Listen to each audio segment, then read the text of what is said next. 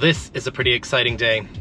It is early in the morning and I am in Bozeman, Montana now, and just starting out towards Yellowstone, towards the north entrance. Pretty exciting day because I've always wanted to go to Yellowstone. So that day that I will go to Yellowstone has finally arrived. So let's go see what it's going to look like. It's started out as a pretty kind of an ugly day. It was kind of a raw and wet day, and I hear that it was actually snowing up in Yellowstone a little bit. It's colder than here because of the fact that it's a higher elevation than here, but it's starting to clear out here. Hopefully that is the case in Yellowstone as well.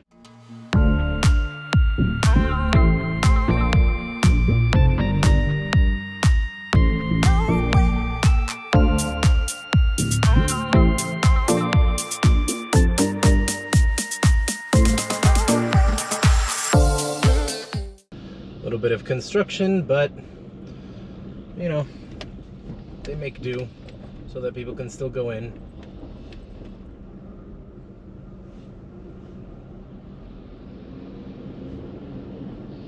Gotta quit advertising. I have to make it a little less nice here because so many people come in. They have to keep adding lanes here at Yellowstone. There's a pass. Make sure you hold on to that receipt. That is good for 7 days, sir. Okay, great. Thank you so much. Have a So wonderful day. you too. Thank you. All right, $35. That's for one vehicle entry here at the Yellowstone National Park.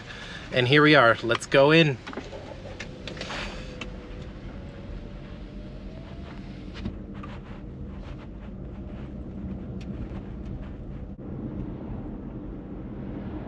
My GoPro camera is not very good at zooming, but you could probably see some buffalo out there.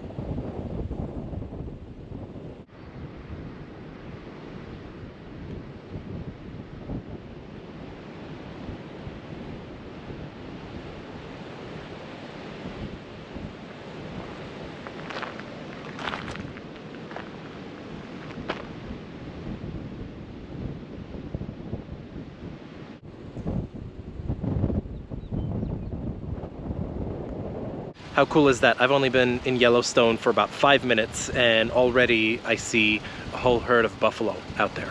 Pretty cool.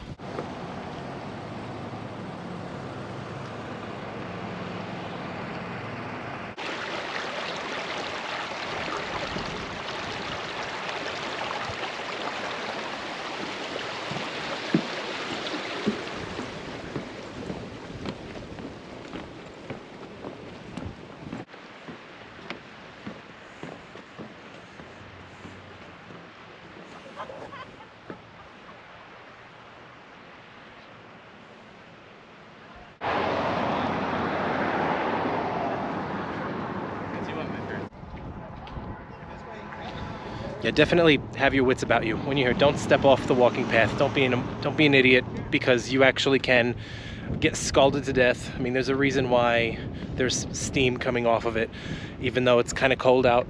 So yeah, just look at it you can get pretty close just from the walking trail anyway. You don't need to get that epic Instagram post by actually being in it and burning yourself to death.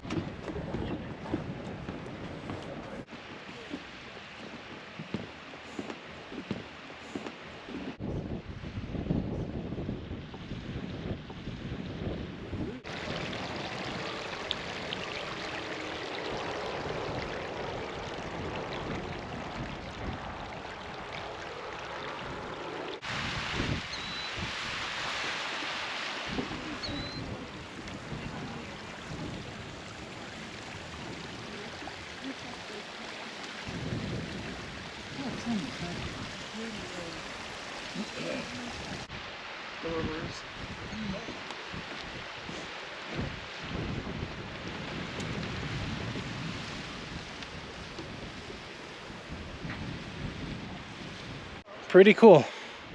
Not the nicest smelling thing, but it's pretty cool to see up close. It just naturally occurs like this. It's not some kind of man-made machine. It just comes out of the ground just like that. I mean, that's pretty spectacular if you ask me.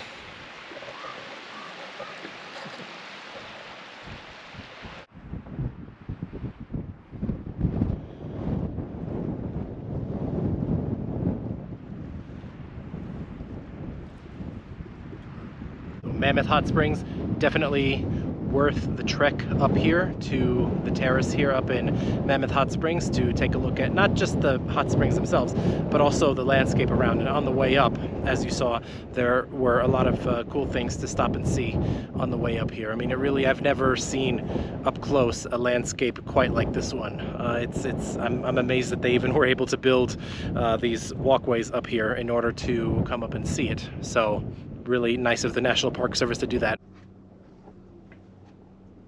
So upon entry, you will also receive this really big map of Yellowstone. This is really important because there is no internet service or cellular data service as you get deeper into the park. So you'll need to have this map with you.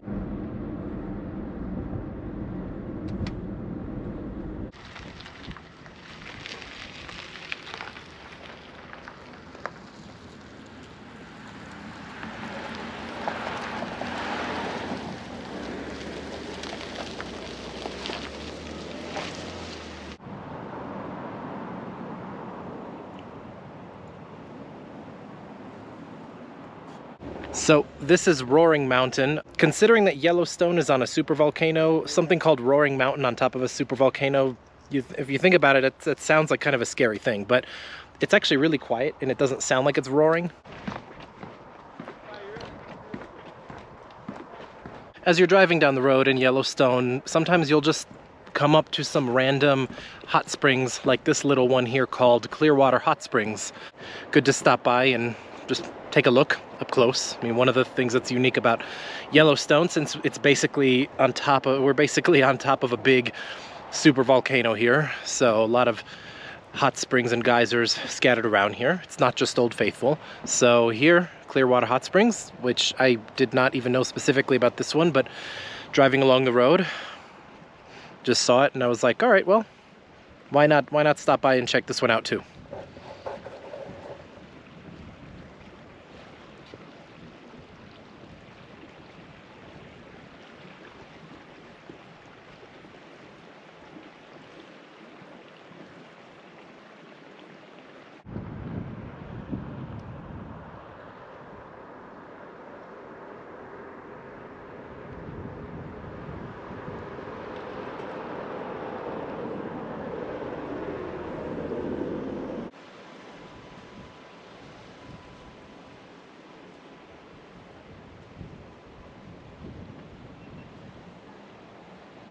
Water, orange beatery.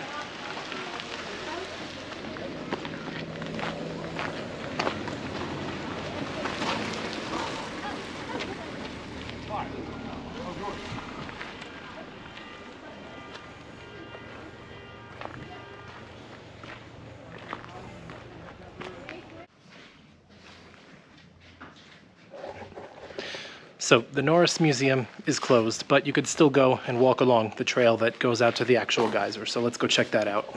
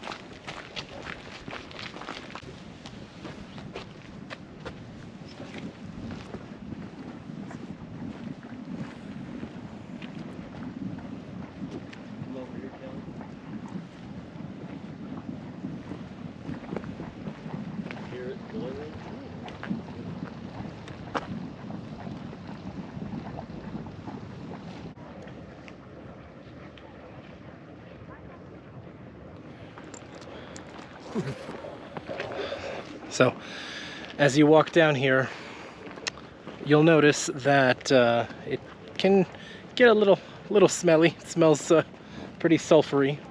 I guess you could say this is what the bowels of the earth smells like. It still looks cool nonetheless. It may not smell that good, but it still looks cool. Well, now it's really going.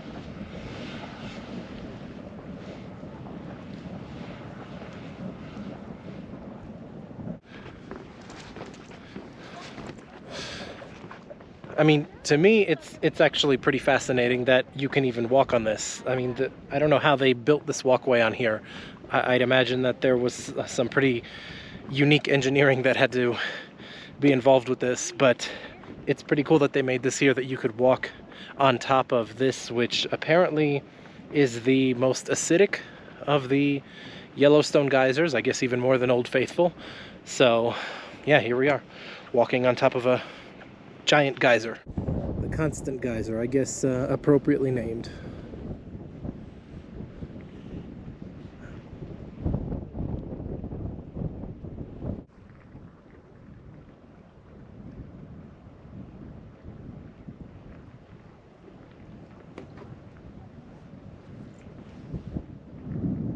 So let's head back and have a little lunch and then go see Old Faithful, the big famous geyser that puts on the biggest show, I guess, out of all the geysers here in Yellowstone.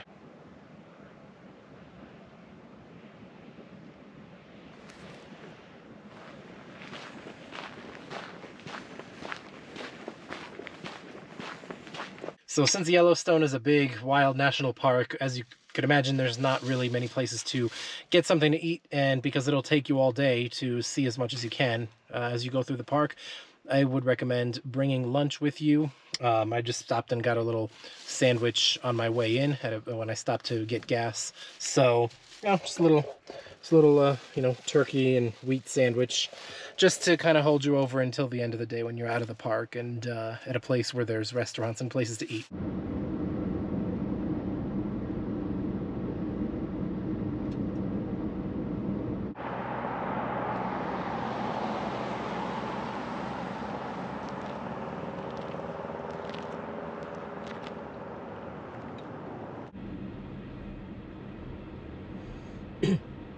Sometimes traffic jams can happen in Yellowstone, even if you come really early in the season when there's relatively few people, because of course sometimes the wildlife comes really close to the road and people are stopping to take videos and pictures, and sometimes the wildlife is crossing the street, which of course then you're gonna of course let them through. But hey, here's some buffalo that are grazing right here.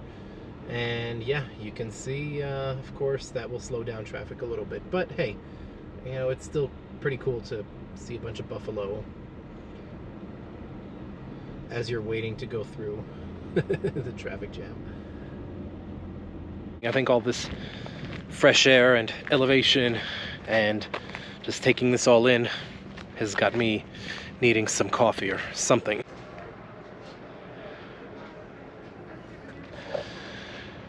Never mind then. I guess I missed this one being open by just a couple of days, because it's only a couple of days before May 7th, so oh well.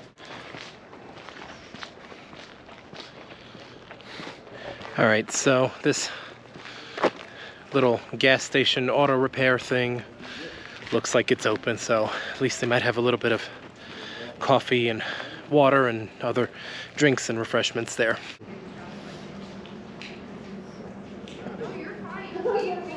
Alright, so it's after 2:39, but let's see if maybe we'll catch another Old Faithful eruption. Apparently, it's estimated to go off in a couple of minutes, so looks like we're here just in time.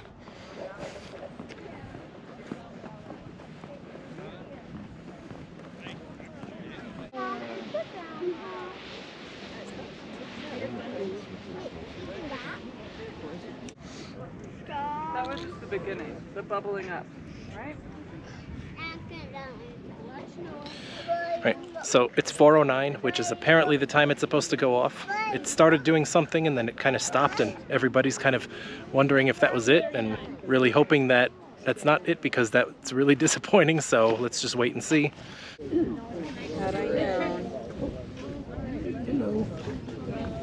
All right, we got something. Oh, there it goes. Woo.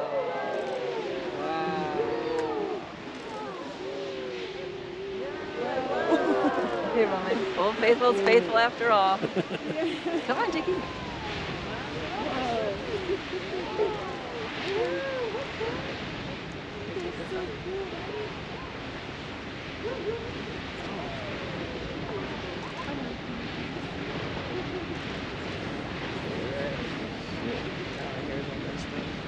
Wow, that's amazing that it goes off every hour. That is so amazing.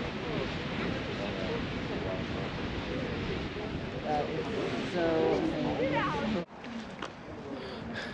All right, so the park ranger just updated the time on here for when the next one is expected, which is in about an hour and a half from now. But I think seeing it once is enough. I don't think, as awesome as it is, I don't think you really need to wait around an hour and a half or so to see it again. I mean, if you see it once, you've seen it. So let's move along now. And I guess since we've seen as much as we're going to see today, there's not really much time to go see anything else. So we're going to drive out, but we have to go back. We have to backtrack a little bit to go up and then go out the west side, because the south side is closed, which is unfortunate because we're heading to Jackson Hole, which is south of here. But because the south entrance is still closed for a couple of weeks, in order to get to Jackson, we have to go back a little bit north and then make a left to go out the west exit of Yellowstone. So that's what we're going to do.